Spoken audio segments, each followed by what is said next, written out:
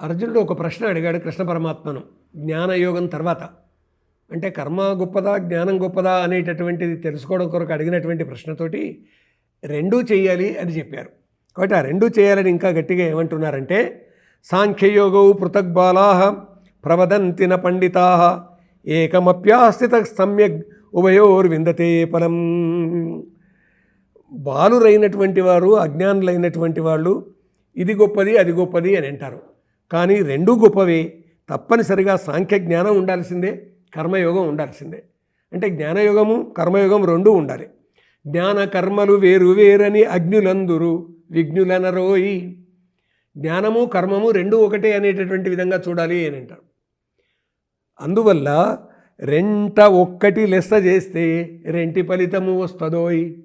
కాబట్టి కర్మ యోగంలో ఉన్నా కానీ జ్ఞాన యోగంలో ఉన్నా కానీ ఏదైనా గొప్పగా ఆ పని కొనసాగించినట్టయితే రెంటి ఫలితాన్ని తాను పొందుతాడు. సాంఖ్యం అంటే జ్ఞానయోగం, కేవలం యోగం అంటే కర్మయోగం. ఏ యోగమైనా ఆత్మ సాక్షాత్కారాన్ని కలిగించేది అయితే సమస్త కర్మలను ఈశ్వరార్పణం చేయడమే నిష్కామకర్మ అవుతుంది అని చెబుతూ, యత్ సాంఖ్యై ప్రాప్యతే స్థానం తద్యోగైరపి గమ్యతే ఏకం సాంఖ్యంచ యోగంచ యః పశ్యతి సపశ్యతి. సాంఖ్యజనులకు దొరకు స్థానమే యోగి గణముకు దొరకునయ్యా. సాంఖ్యకర్మములకే విధముగా చూచువాడే చూచువాడగు. రెండింటిని వేరువేరుగా చూడకూడదు, రెండింటిని ఒకే విధంగా చూడాలి.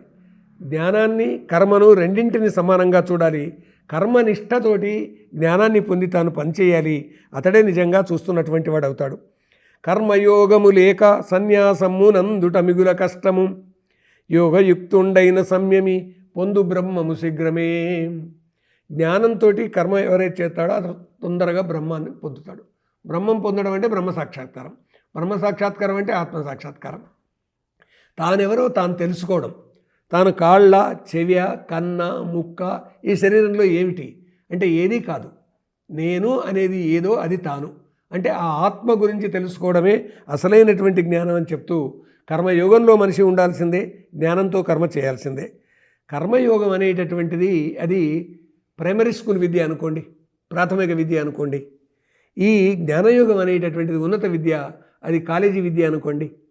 అందువల్ల ఉన్నత విద్య అనేది ఎలాంటిది అంటే భవనం లాంటిది. కర్మయోగం అనేటటువంటిది ఎట్లాంటిది, పునాది లాంటిది. కాబట్టి పని చేస్తే పునాది ఏర్పడుతుంది. ఈ పునాది జ్ఞానం అబ్బినట్టయితే భవనం నిర్మాణం అవుతుంది. మనకు నిజానికి భవనం కింద ఉన్నటువంటి పునాది రాళ్ళు కనిపించవు, అది పని వల్ల సాధ్యమైంది. కానీ పై మెరుగుళ్ళు జ్ఞానం వల్ల వచ్చింది. కాబట్టి కర్మయోగంతో పునాది వేయి, జ్ఞానయోగంతో భవనం నిర్మించు. ఇదండి. కాబట్టి ఎవరు ఏది చేసినా కానీ రెండింటిని దృష్టిలో పెట్టుకోవాలి. కర్మయోగాన్ని జ్ఞానయోగాన్ని. కర్మ శుద్ధి అనుకోవాలి, శక్తి జ్ఞానం అనుకోవాలి. కాబట్టి ఈ శక్తిని జ్ఞానంతో ఉపయోగించాలి. తద్వారా జ్ఞాన భవనాన్ని మనం నిర్మాణం చేయాలి. రెండూ కూడా అవసరమే అని కొట్టి చెప్తున్నాడు నేటి కృష్ణ పరమాత్మ. జ్ఞానయోగం తర్వాత కర్మ సన్యాస యోగం అనేటటువంటి దానిలో ఈ విషయాలన్నీ చెబుతూ సాంఖ్య జ్ఞానంతో కర్మయోగంతో మానవుడు జీవించాలి అని బోధిస్తున్నాడు.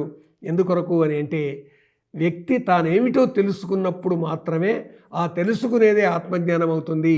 ఈ పైగా కనిపించేటటువంటి రంగులు భౌతికమైనటువంటివి, అవి కర్మ వల్ల సిద్ధించినవి. కానీ జ్ఞానంతో వాటి తత్వాన్ని తెలుసుకోవాలని చెప్తున్నాడు కృష్ణ పరమాత్మ. అవి తెలుసుకుందాం, ఆ మార్గంలో పయనిద్దాం.